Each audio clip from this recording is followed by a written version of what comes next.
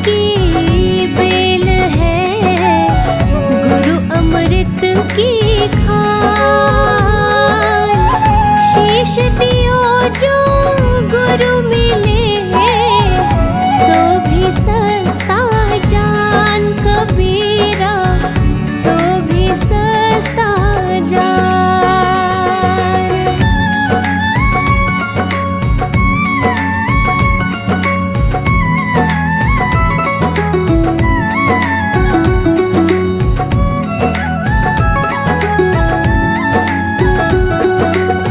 सब धरती का गज करूं, लेखनी सब बन राय।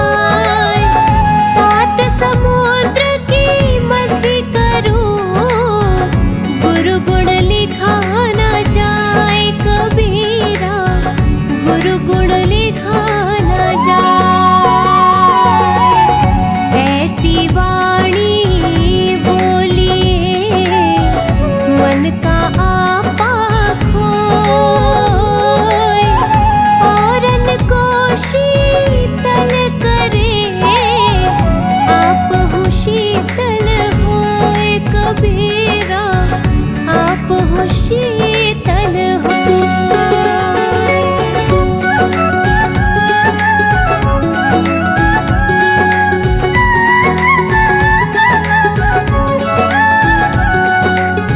बड़ा हुआ तो क्या हुआ, जैसे पेड़ खजूर। पंथी को छाया नहीं, फल लागे अति दूर कबीरा, फल लागे अति दूर। निंदक नियरे राखिए, आंगन कुटी छवाए। बिन पानी साबुन बिना, निर्मल करे सुभाए कबीरा, निर्मल करे सुभाए।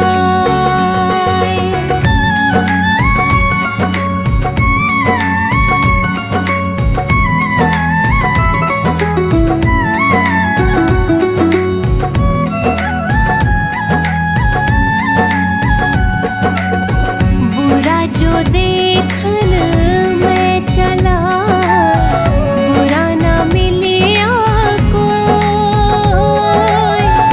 जो मन देखा आपनो, मुझसे बुरा ना कोई कबीरा, मुझसे बुरा ना कोई। दुख में सुमिरन सब करे, सुख में करे न कोई। जो सुख में सुमिरन करे, तो दुख काहे को होए कबीरा, दुख काहे को होए।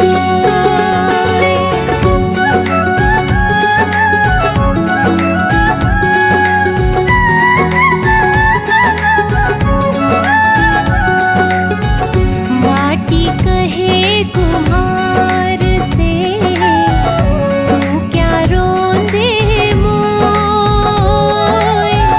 एक दिन ऐसा पाएगा, मैं रोने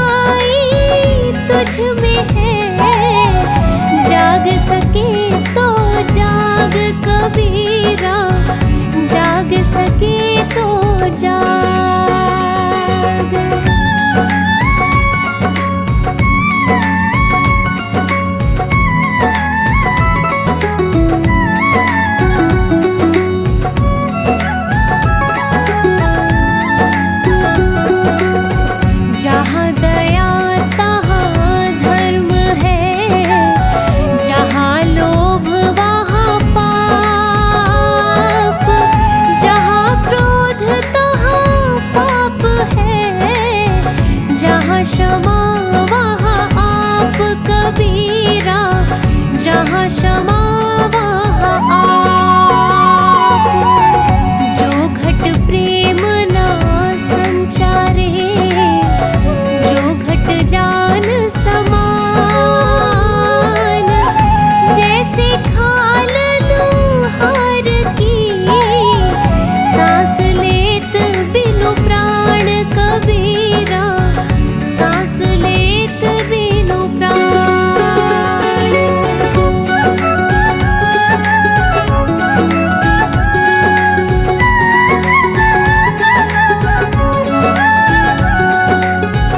जल में बसे कमोदिनी, चंदा बसे आकाश, जो है जाको भावना, सोता ही के पास कबीरा, सोता ही के पास। जाति न पूछो साधु की, पूछ लीजिए ज्ञान, मोल करो तलवार का, पड़ा रहने दो मयान कबीरा, पड़ा रहने दो मयान।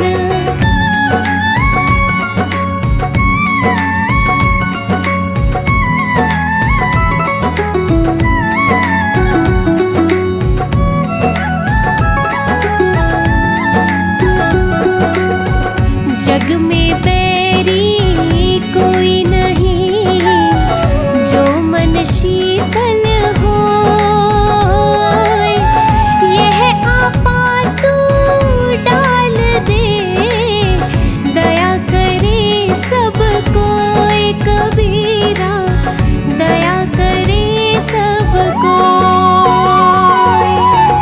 वे दिन गए अकारथ ही, संगत भई न संग, प्रेम बिना पशु जीवन, भक्ति बिना भगवंत कबीरा, भक्ति बिना भगवंत।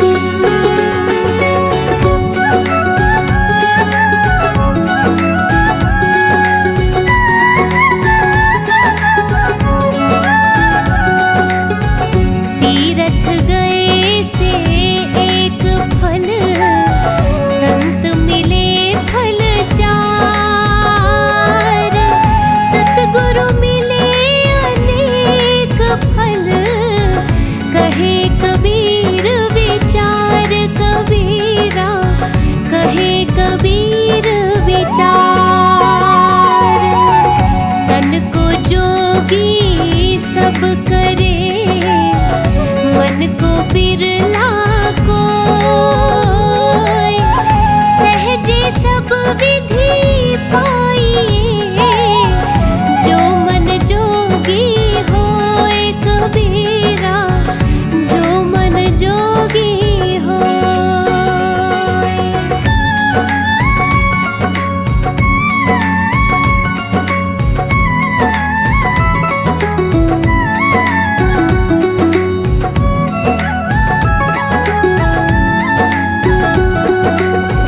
प्रेम न बारी उपजे, प्रेम हाट बिकाय, राजा प्रजा जो ही रुचे, शीश दे ले जाए कबीरा, शीश दे ले जाए। जिन घर साधु ना पूजिए, घर की सेवा नाही, ते घर मर घट जानिए, भूत बसे दिन माही कबीरा, भूत बसे